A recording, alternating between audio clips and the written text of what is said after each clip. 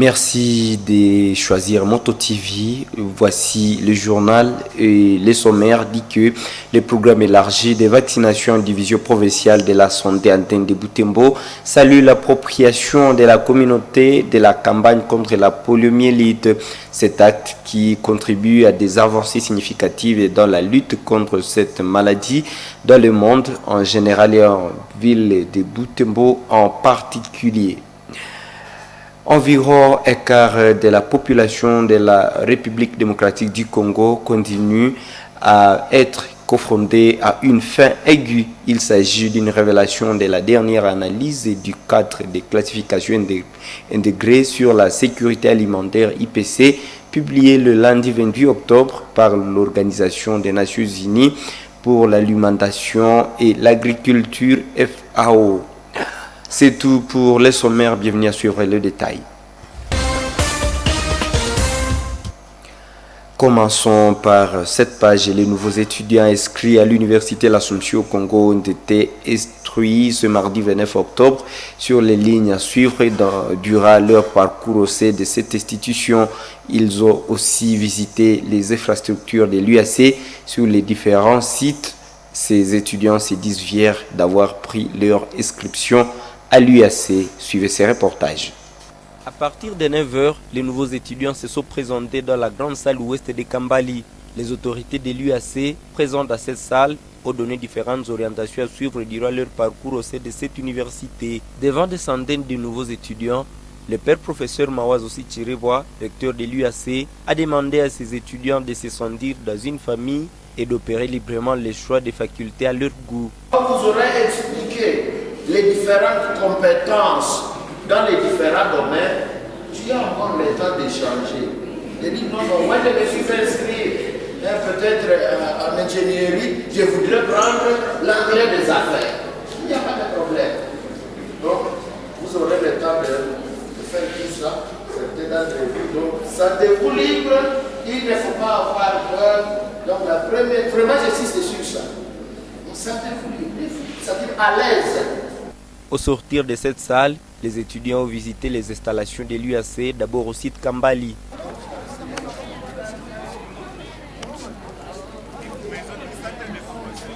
Ensuite, ces nouveaux étudiants sont montés dans des bus de l'UAC, destination le site Mirador.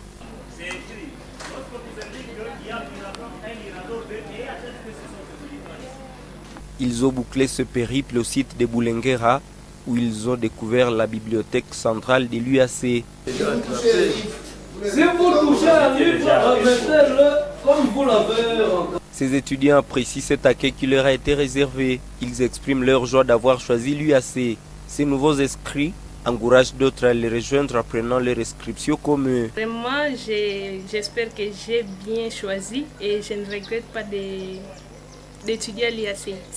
Comme quand je vais trouver le temps, je vais chaque fois me promener ici dans la bibliothèque, en fait chercher quelque chose que je ne sais pas. C'est très intéressant. Merci. J'ai le courage de venir parce que nous sommes déjà là. On va aussi faire de mieux pour les entraîner de venir parce que vraiment ici c'est le paradis. L'UAC continue à recevoir les nouveaux étudiants. Le père Dr Jean-Paul Camilli demande aux autres nouveaux et anciens finalistes de prendre aussi leur inscription à l'UAC. Nous avançons progressivement, nous sommes déjà dans les 200, plus de 200 étudiants la première année. Et nous pensons qu'il y a encore de la place pour ceux qui sont en retard. Venez vous inscrire jusqu'au samedi. En tout cas, après le samedi, donc le lundi de la semaine prochaine, les cours vont démarrer. Donc, ceux qui sont encore là, ils peuvent toujours venir. Il y a de la place pour tout le monde. Dans toutes les facultés, il y a de la place. Merci beaucoup. Le concours d'admission pour les nouveaux étudiants qui ont eu moins de 60% aux examens d'État est prévu pour la semaine prochaine.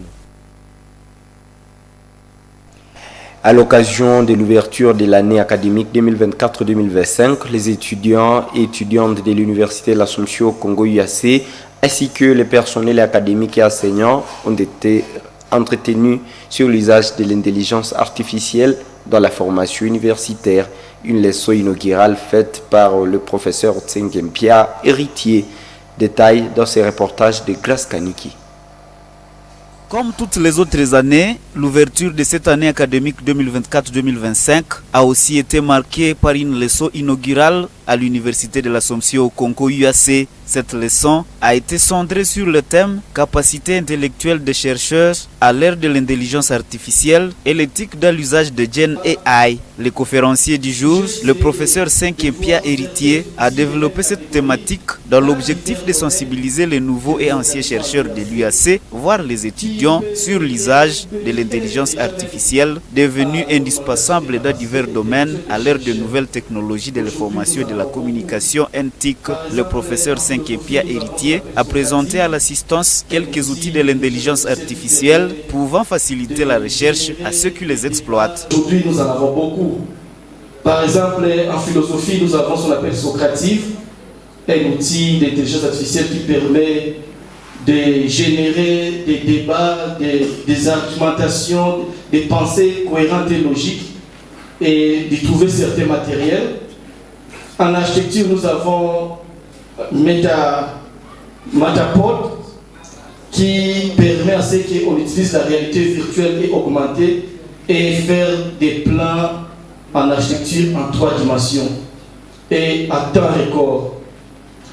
Nous, les programmeurs, nous avons LeetCode qui permet de générer des codes et d'utiliser ce qu'on appelle le problem solving, donc la résolution des problèmes complexes avec cet outil-là. Qui alors c'est un outil pour les communicologues. Le professeur Senkepia Héritier a noté que des outils de l'intelligence artificielle procurent actuellement plus d'avantages aux chercheurs. Une raison pour sensibiliser ces derniers à capitaliser cet outil dans leurs recherches scientifiques.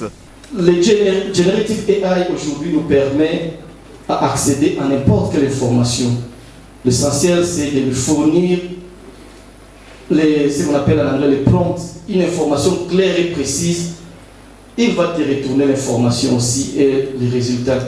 Ça nous permet aussi d'améliorer l'apprentissage. Aujourd'hui, beaucoup de gens ont amélioré leur apprentissage à partir de Generative AI. Generative AI arrive à nous octroyer des outils très efficaces dans nos domaines respectifs pour qu'on apprenne plus de la façon traditionnelle, mais avec une vitesse considérable. Outre ces avantages, le conférencier a souligné l'importance d'éduquer la communauté universitaire à l'éthique dans l'utilisation de l'intelligence artificielle, ce pour garantir la qualité et la fiabilité dans la recherche. Cette séance a été clôturée par une série de questions. Les chercheurs ayant pris part à cette leçon inaugurale en sont sortis satisfaits, témoignent-ils. Le programme élargi de la vaccination division provinciale de la santé antenne de Butembo rapporte des avancées significatives pour la lutte contre la poliomyélite dans le monde en général et en particulier à Butembo. Le chef de ce programme reconnaît que la communauté commence à s'approprier cette campagne, chose qu'il salue. Le docteur Bernadette Sibiholia l'a dit en marge de la journée mondiale de la lutte contre la poliomyélite qui a été célébrée le 24 octobre dernier. Luciana Mousseverois et Jérémy Mounene l'ont rencontré. Effectivement, nous avons fait des campagnes. Nous sommes maintenant à la 3e phase. Cette 3e phase qui s'est bien déroulée au niveau de notre antenne de Butembo. Nous avons au moins eu des bons résultats dans toutes les zones de santé que nous avons pu utiliser. L'antenne de Butembo compte 17 antennes et 17 zones de santé. Et de ces 17 zones de santé, toutes ont organisé la campagne de vaccination. Et dans toutes ces zones de santé, nous avons fait une synthèse, une moyenne de 108% au niveau de l'antenne. Et aussi, toutes les zones de santé presque ont eu des résultats au-delà de 100%. Nous avons eu seulement 2 zones qui ont fait 100% et 2 autres zones de santé qui ont fait moins de 100%. Et en deçà de 90%, c'est sur les zones de santé de Mangouré-Jipa et de Biena. Parce que à leur niveau, il y a un grand problème de sécurité. Avec les déplacements de populations qui se sont déversés dans les 2 villes de Butembo et de Beni. Il y a une bonne avancée parce que nous avons commencé au mois d'avril les résultats n'étaient pas fameux comme en ces jours. Parce qu'au mois d'avril, il y avait certaines résistances, mais qu'on avait vaincues. Nous avons évolué au mois de juin. Il y en a eu encore moins de résistance. Et à ce mois d'octobre, en tout cas, nous avons eu vraiment une participation de la population. Environ un quart de la population de la République démocratique du Congo est encore confrontée à une faim aiguë. Il s'agit d'une révélation de la dernière analyse du cadre de classification décret sur la sécurité alimentaire IPC, publié le lundi 28 octobre par l'Organisation des Nations Unies pour l'alimentation et l'agriculture FAO. Nelly Mongeshal nous a fait le point dans ce reportage.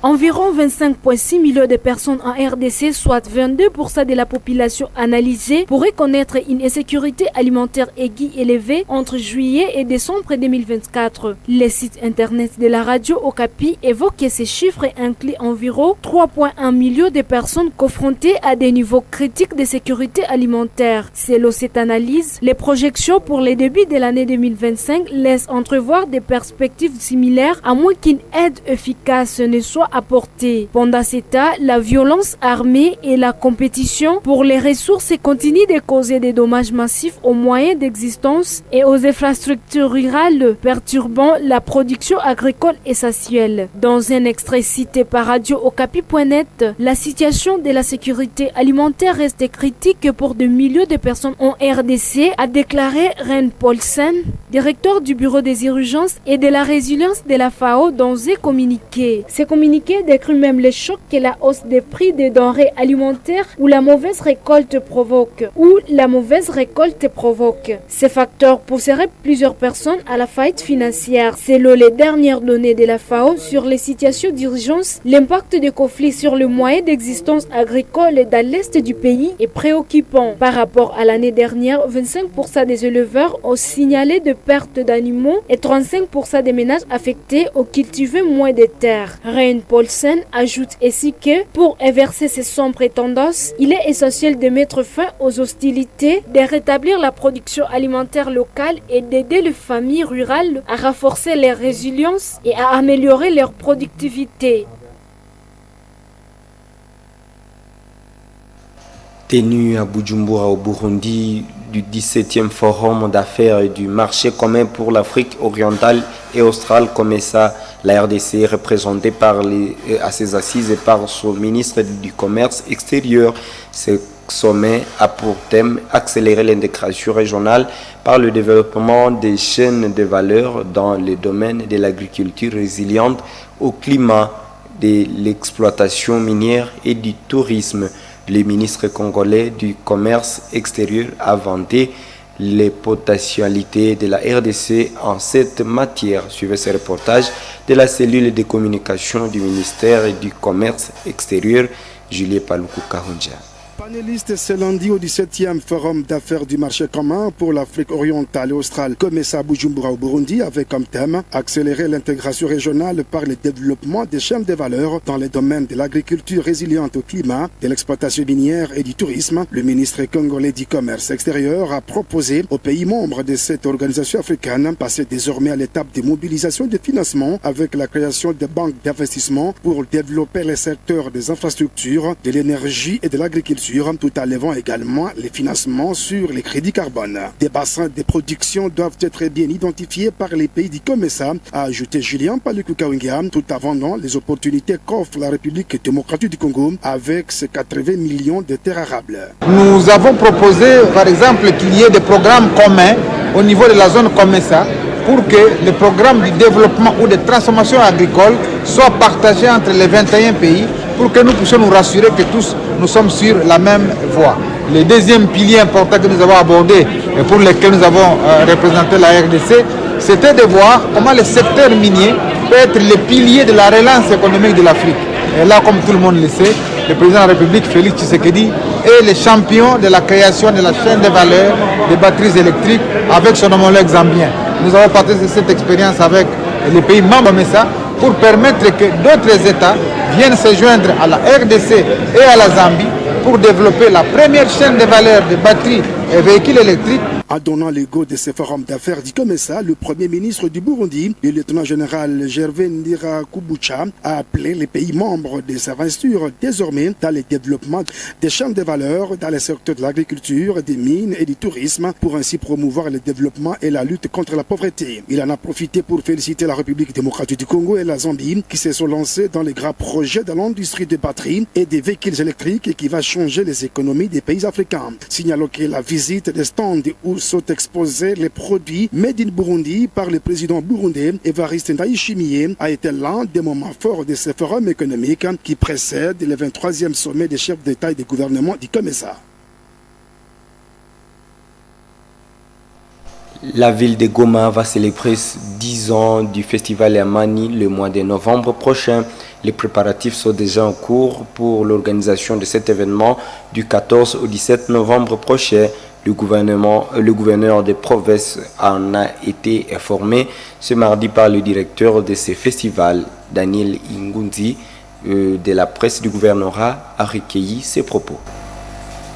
Nous avons échangé sur les 10 ans du festival Amani qui s'annonce du 14 au 17 novembre prochain. Nous sommes venus présenter nos civilités, présenter le programme qui se présente, qui sera mis en place pendant les 4 jours du festival.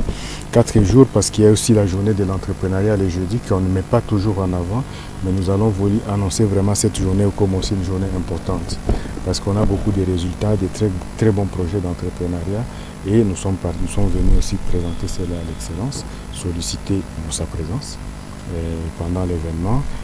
Solliciter aussi, dire que voilà, les jeunes ont envie que cet événement soit un moment de pouvoir passer des messages de paix, de cohabitation, du développement de la région dont nous avons besoin exactement ces derniers temps. La thématique, on part parce qu'on devait le faire en février, on part sur toujours la jeunesse, les bénévolats au service de la communauté. Notre souci, c'est que nous voulons montrer que nous sommes les maîtres de notre espoir aussi. Et que le bénévole, les gens qui aident dans les différentes actions et activités sont hyper importants pour pouvoir apporter la consolidation de la paix et du vivre ensemble dans la région. C'est la fin de ce journal. Merci de l'avoir suivi. Au revoir.